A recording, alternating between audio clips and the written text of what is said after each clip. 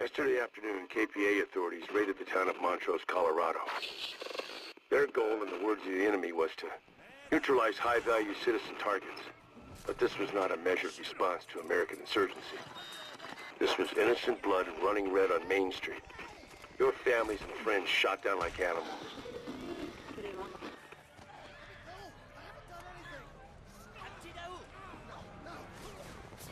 One of the reasons I enjoy first-person shooters so much is that they pretty much represent the ideal opportunity for developers to mesh gameplay and storytelling into one cohesive experience. It's hard to imagine a better way to insert players directly into a narrative than putting them in the shoes of its main character, viewing the world through their eyes, because what you've got right there is a recipe for instant engagement.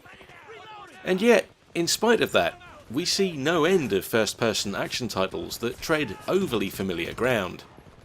Innovation in this particular field of gaming often seems secondary to nailing presentation and offering all manner of multiplayer options. And when so many of these games appear year in, year out, it's inevitable that for every groundbreaking genre classic, there'll be a handful of others destined to be forgotten as unremarkable also-rans. That seems to be the fate suffered by Homefront, developed by Chaos Studios and published by THQ in 2011.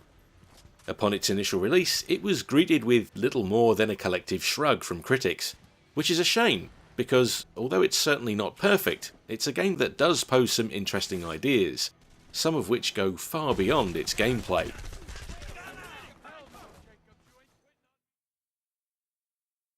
Homefront's entire premise is the kind of thing I think first-person shooters are made for. Its setting is a dystopian alternate timeline version of the United States, where a perfect storm of economic and geopolitical disasters have seen the largest superpower on Earth occupied by foreign aggressors.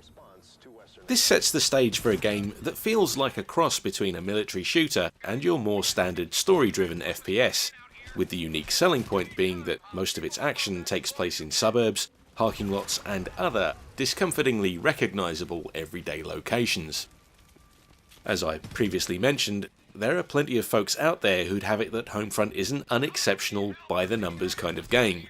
And to be completely honest with you, I can see why it leaves folks with that impression. It's certainly not a game that breaks new ground in any way. But I also think the nightmarish setting of an embattled America that it presents players with makes it interesting enough to warrant checking out, provided you keep your expectations on a leash and know what you're getting into.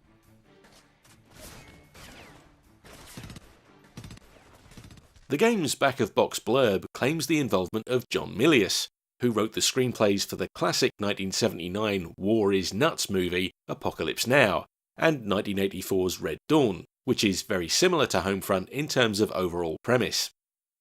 I gather there's been some internal dispute as to how heavily Milius was involved, with the game's credits listing him as its writer, and a number of former Chaos Studio employees contending that his role was more of an advisory one.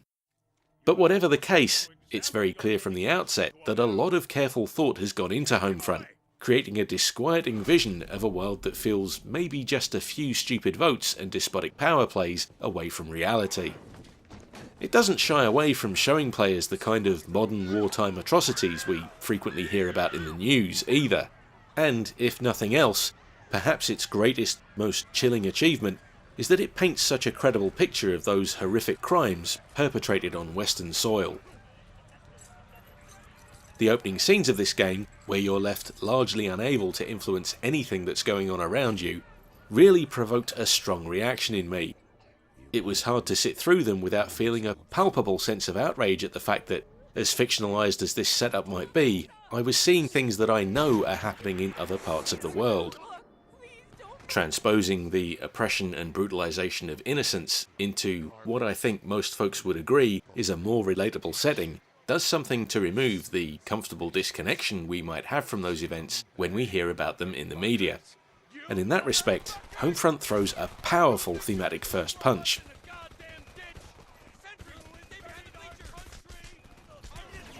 It was enough to make me loathe my enemy so much that I resolved I'd blow as many of them to Kingdom Come as I possibly could.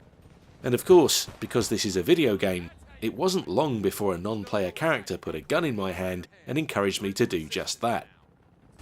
The only trouble is, look beyond its slant towards speculative fiction, and that's what Homefront is, a video game. And in terms of raw gameplay, on a nuts and bolts level, it just doesn't do anything special enough to make it stand out from the crowd. Homefront's problem isn't that it's a bad game. It's not. I can't stress that enough. For all its bleakness, its single-player campaign is pretty absorbing and packs in a few genuinely great moments, but it seems a bit confused as to what it's trying to be. On the one hand, it totally commits to its gritty tone and throws in a lot of stuff that fans of military shooters will no doubt expect. There are sections where you'll climb into a Humvee's gun turret, fly a helicopter, or target enemies by sight for mobile weapons platforms to pick off. And the weapons you'll use on the battlefield all look realistic and seem grounded in real-world design.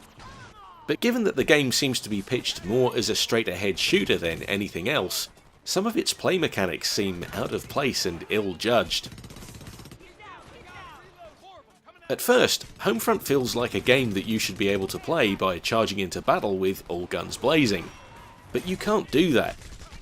Rather, it demands a certain specific style of play that took me a long while to adjust to. Partly, that's because the weapons handling feels a bit odd.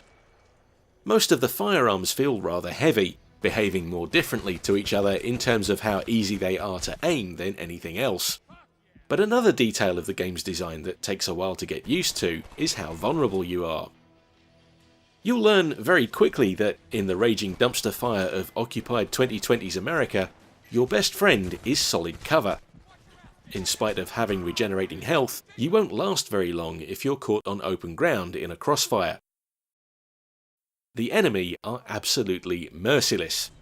If they're not firing on you from all sides, they'll reliably lob grenades right on top of you, and when they do, you're often caught in a catch-22 situation.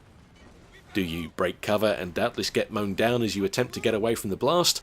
Or do you stumble away from the grenade while trying to remain in cover, which usually sees you getting stuck on the scenery and then blown up anyway?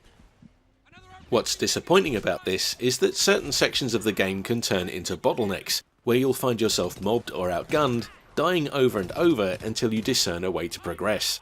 And that can be frustrating. Mind you, any frustration Homefront causes won't be particularly long-lived, because neither is the game. In fact, with a bit of skill and focus, I think this could be completed in an evening or two.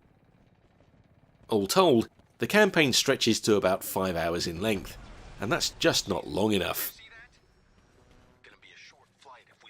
This is one of those games where it feels like the publishers were more interested in supplying a wealth of multiplayer options and only including the campaign as a tacked-on bonus. That always feels to me like a fundamentally backwards approach to these kinds of games. Don't expect me to talk much about multiplayer gaming on this show, because I simply don't care about it. And with the PS3 no longer current and servers for Homefront long inactive in this instance, I'm fairly certain you won't either. That said, I'd be remiss if I didn't mention that offline multiplayer sessions are possible via System Link. But that means setting up multiple consoles and making sure you have a copy of the game for each one. Realistically, if you're going to go to that kind of effort, I think there are other games you'd rather play instead. Because, just to repeat, Homefront isn't a bad game, it's just kind of unexceptional. All I knew about Homefront before it arrived in front of me to review was that it wasn't especially well regarded. And I can see why. It's sometimes clunky, not especially good looking, and it's too short-lived. Its performance on PS3 isn't great either, with frequent frame drops and noticeably juddery visuals in some of its more detailed and expansive environments. On balance, it's true to say there are 101 other better games that you could and probably should play before you get to this one. And yet, at the same time, I do see the worth in Homefront. It may not be the slickest game of its type, and it's undeniably rough around the edges, but something about its entire premise kept it interesting enough for me to see it through, and I didn't feel like my time had been wasted by the time I'd beaten it. I'm not going to claim that this is an underrated or underappreciated classic, because it's certainly not, but I do think there's a decent game in here that's been buried a little way under some suspect game design, and it has a message. Like so much about this game, that message is delivered in a slightly confused manner, but Homefront earned my respect for it all the same.